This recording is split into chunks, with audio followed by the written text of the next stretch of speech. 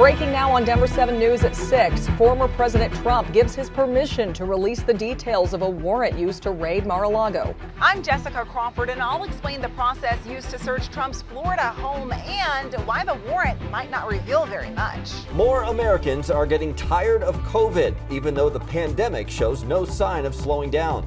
I'm Denver 7's Veronica Acosta. The new CDC guidance seems to be going backwards to the early days of the pandemic. I'm breaking down the new recommendations. Tensions high at training camp. Here's some pushing and shoving. Here we go, man. That's it. The Broncos defense gets physical with the Cowboys, but the tussles on the turf also came with plenty of touchdowns for the offense, what we saw ahead of the team's first preseason game.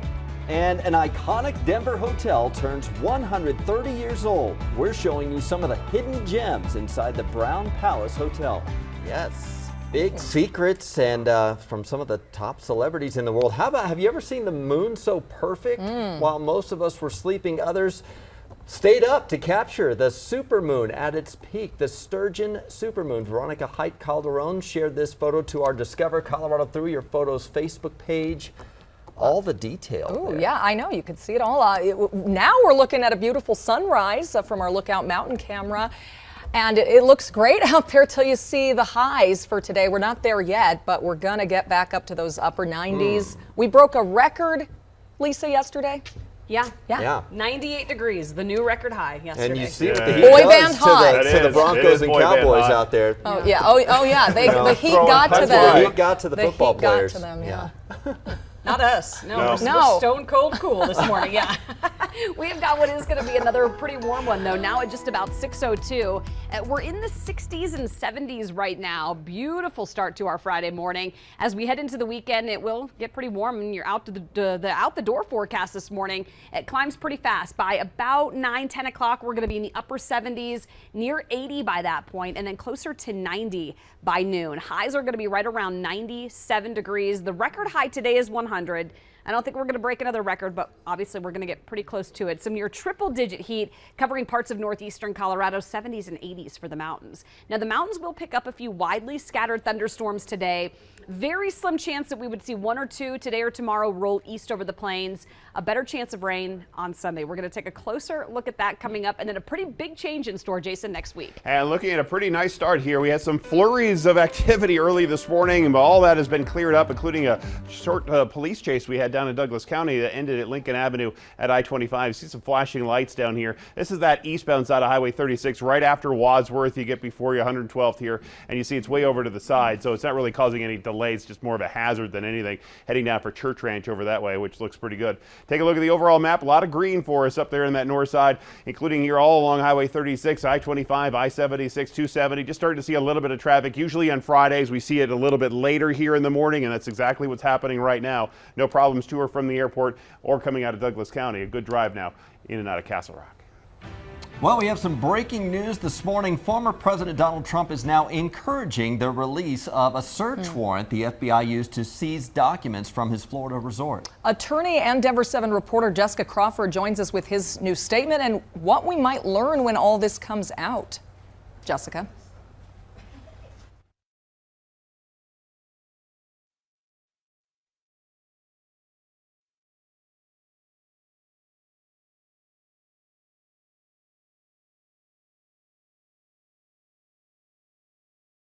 While he spoke out on social media, that's still not a formal response to Attorney General Merrick Garland's attempt to unseal the warrant. Trump has until 1 p.m. our time to oppose their release.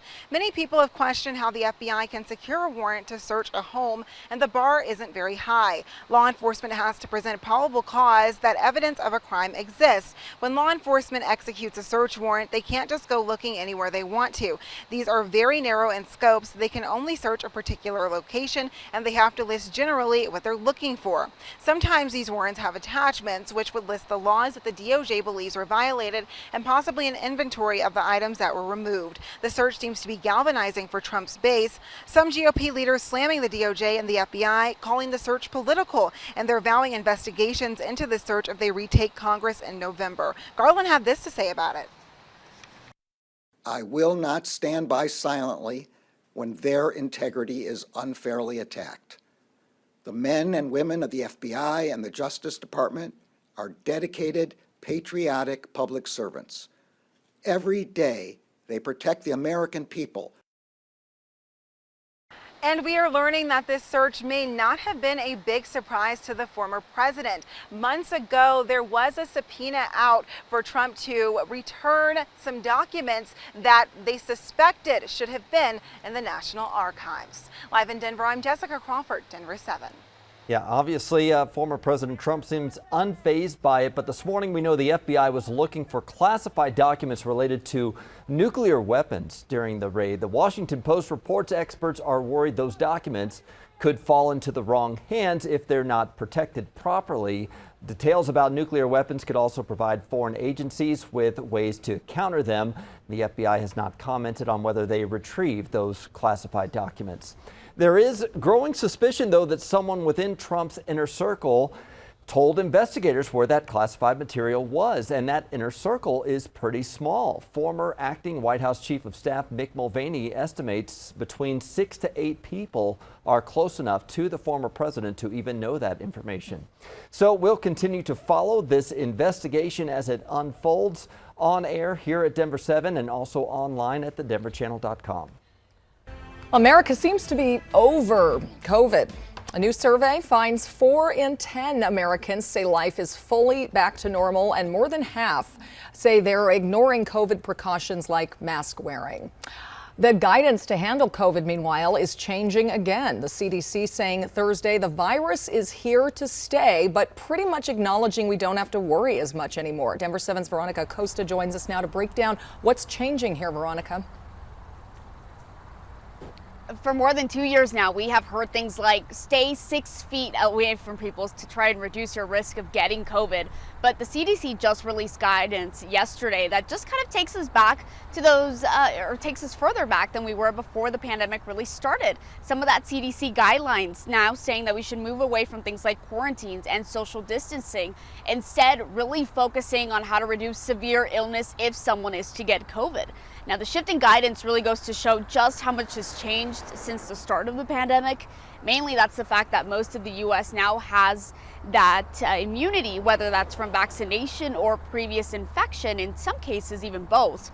Now, when it comes to people who aren't vaccinated and have been exposed to COVID, the CDC now saying you don't have to quarantine, just put that mask on for 10 days and then get a test 5 days after being exposed. Interestingly enough, though, the FDA said yesterday it's now recommending that you take 3 home tests if you've been exposed to COVID to help boost that accuracy. Now, here at home, local guidance also shifting a bit. As students start heading back to school, the Colorado Department of Public Health and Environment saying they don't want districts to look at individual cases anymore. They want them to focus on those group breakouts and outbreaks, and that is as those COVID hospitalizations, those continue moving downward. In Denver, I'm Veronica Acosta, Denver 7.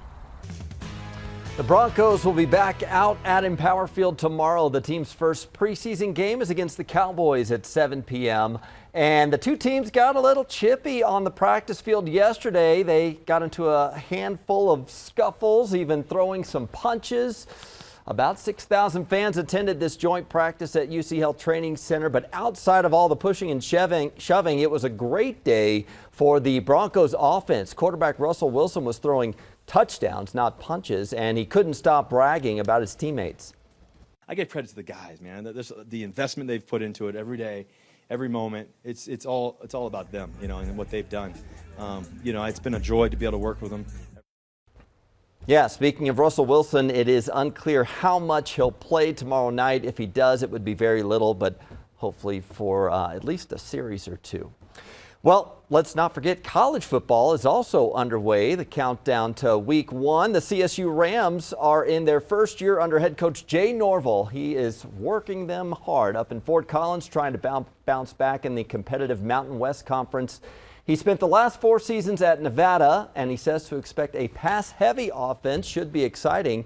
I had a chance to talk to him as he stopped by Denver 7 yesterday. They open against mighty Michigan at the Big House Labor Day weekend, but he is most excited about their home schedule. We're so excited. We don't have any night games this year at home. Most of our games are at 2 o'clock in the afternoon. And so we want to invite our Denver fans and all our CSU fans to come tailgate Fort Collins, see a great game, and then have fun after with their friends and just make it a great experience. So we're inviting everybody to come out. So here's a look at their home schedule this year. They host Middle Tennessee in their home opener September 10th.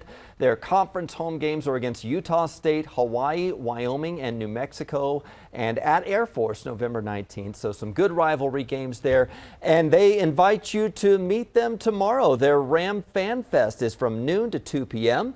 Their women's football clinic is from 4 to 8 p.m. That includes an auction and hors d'oeuvres and drinks. Proceeds go to Ram Strength, which provides support to cancer survivors and their nutrition program. The man who attacked an FBI office may have been posting to social media simultaneously. What the posts show about his possible motive. Also, check your fridge this morning. A recall is expanding on popular protein drinks and dairy alternatives. We are taking a behind-the-scenes tour of the Brown Palace Hotel for its 130th birthday today. Get ready to see some relics that aren't usually open to the public. Get ready.